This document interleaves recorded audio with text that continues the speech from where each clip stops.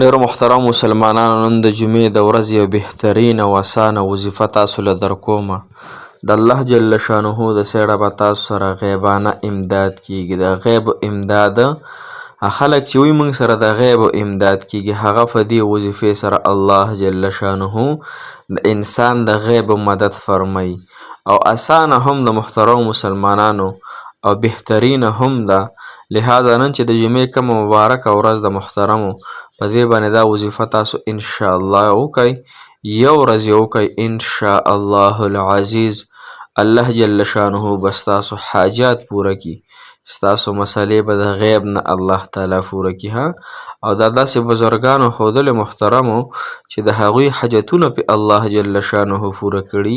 لکه امام احمد بن حنبل رحمت الله علیه. محترم مسلمانانو هغه دا وظیفه په خپله کړې ده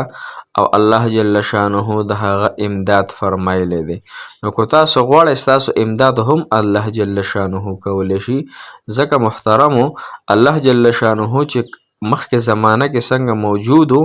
دې زمانه کې هم موجود دی، لیکن زمونږ او ستاسو یقینونه کمزوري شوي دي. نو لہذا د یقین نه بالاتره د یقین په هغه کمه چې کثیره درجه ده په هغې باندې به انشاءالله دا وظیفه مو تاسو کوو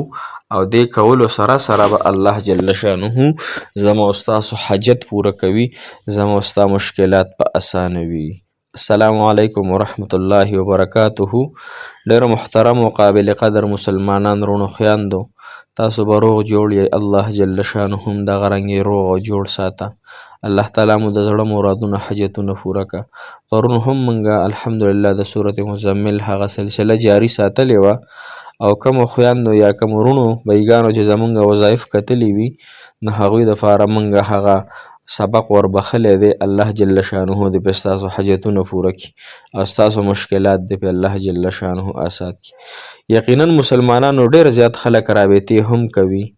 او وایي چې دا مسله د چا د رشتو مسله وي، د چا د محترمو د قرضونو مسله وي، د چا نورې مسلې وي. ډېر خلک څوک د ایران نه رابطه کوي، څوک د امریکې نه کوي، څوک د یو ځای نه کوي، څوک د بل ځای نه. موږ ته خاص د الله جل شانه د رضا دپاره دعاګانې هم کوو، ختمونه مو ته کوو او وظایف مو ته هم ورکوو. محترم مسلمانانو چاته هم چې څه مسله داسې وي او هغه چې اوس څه وکړمه یا مفت مشورې غواړي زموږ نه، نو انشاءالله موږ سره رابطه کوئ. موږ به بهترین مشورې درکوو د زندګۍ په حقله باندې، د رشتو په حقله باندې، د کاروبار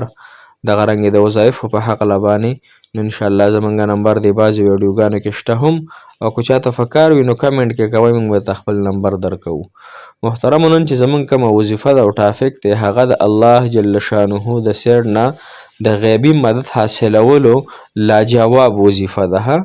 صحیح شوه که نه؟ نو انشاءالله دا لاجواب وظیفه دا به ستاسو په زندګۍ کې یو انقلاب راولي.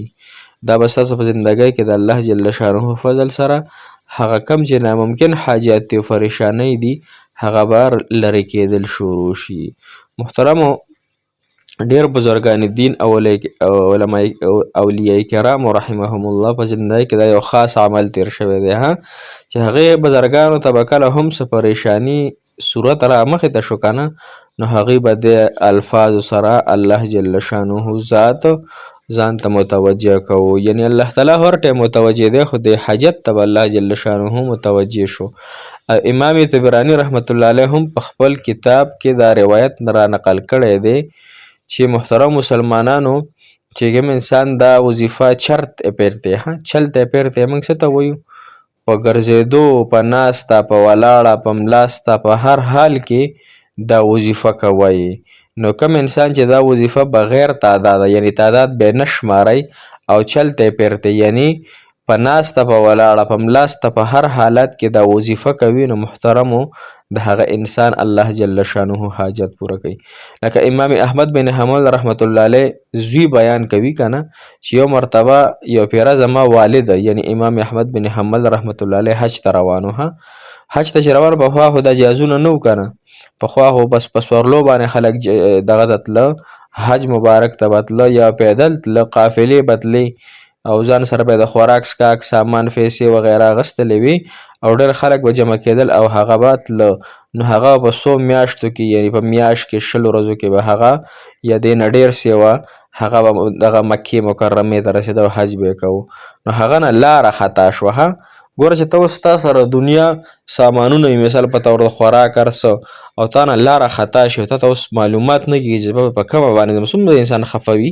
یا یې بچی ورک شي بعضې وختونو کې ماشومان ورک شي مور او پلار یې څومره خفه وي نو دا ډېره غټه د نقصان خبره ده چې انسان نه لاره خطا شي او دی څوکیم نه او دته لاره نه معلومه نو محترم مسلمانانو امام احمد بن حنبل رحمت الله علیه دا وظیفه شروع کړه او الله جل شانه دې وظیفې په برکت سره خپلې لارې ته واپس کو او بل روایت کې راځي محترم مسلمانانو ابن عباس رضی الله عنه روایت نقل کړی دی چې په ځنګلونو کې د الله تعالی څه فرښتې دي په ځنګلونو کې صحیح شو که نه چې هغوی ته څه رکاوټ یا څیز مانع راشي که نه نو هغوی دا الفاظ وایي نو د الله د سیړه هغوی ته بیا هغه دغه ورکولی کېږي صحیح شو که نه دا یو صحیح روایت هم د علماو کرامو ذکر کړی ډېرې خبرې پې هم کړي دي محترمو کومه وظیفه ده چې هغه به تاسو چلتی پیرتی او وایي الله تعالی به ستاسو مدد فرمایي او څه ټایم کې به یې وایي ګوره ټایمونه خو د جمعې په ورځ تاسو ته معلوم دي که نه ډېر زیات ټایمونه دي یو د جمعې د مونځ نه فرست ټایم دی یو دغه رنګې د مازدیګر د مونځ نه پس ماښام ماسخوتن خو داسې کار وکړئ چې تاسو نن ټوله ورځ دا وظیفه وکئ ټوله ورځ انشاءالله وکئ کو د جمعې په ورځ نه پاتې شو د خیالي اتوار ګل هر ټایم او هر ورځ انشاءالله کولی شئ خو د جمعې په ورځ ځکه چې دا برکتي ورځ ده لهذا که د جمعې په ورځ چا نه پاتې شو نو هر وخت هر ساعت کې کولی شئ وظیفه دا د محترم مسلمانانو یا عباد الله اعینونی یا عباد الله بس یا عباد الله اعینونی أعينوني يا عباد الله أعينوني يا عباد الله أعينوني يا عباد الله أعينوني صحیح شو که نه انشاءالله که ما ته یاد زه به تاسو ته په سکرین وپرېږدم خو که نو یاد نه نو اسانه ده یا عباد الله یا عباد الله أعينوني عین دی أعينوني دا به تاسو شماری نه او شماری به نه او هر ټایم کې هر وخت دا انشاءالله چلتی پیرتی او په ولاړه په ناسته په هر ټایم کې وایه او خپل مقصد او حاجت ته ذهن ته کوه چې الله دې دپاره زه ته زما د حاجت ته متوجه شي الله زما د حاجت له وجود ورکړي زما د بیمارۍ له د ختمېدو دوایي ورکړي زما د قرضونو له د ختمېدو هغه فروانه ورته الله تعالی میلاو کړي لهذا هر حاجت چې تاسو وي هغه به سوچ او تصور کې او د الله تعالی نه امداد غوښتلو سره انشاءالله دغه طریقې سره کوئ محترم مسلمانانو انشاءالله ډېره بهترینه د فریږنک دی الله تعالی دې ستاسو تمام حاجتونه تمام پریشانۍ غمونه تکلیفونه ختم کړي موږ ته هم دعاګانې کوئ موږ تاسو د دعاګانو محتاج یو تاسو محترمو زموږ د دعاګانو محتاج هر انسان ګناهګار دی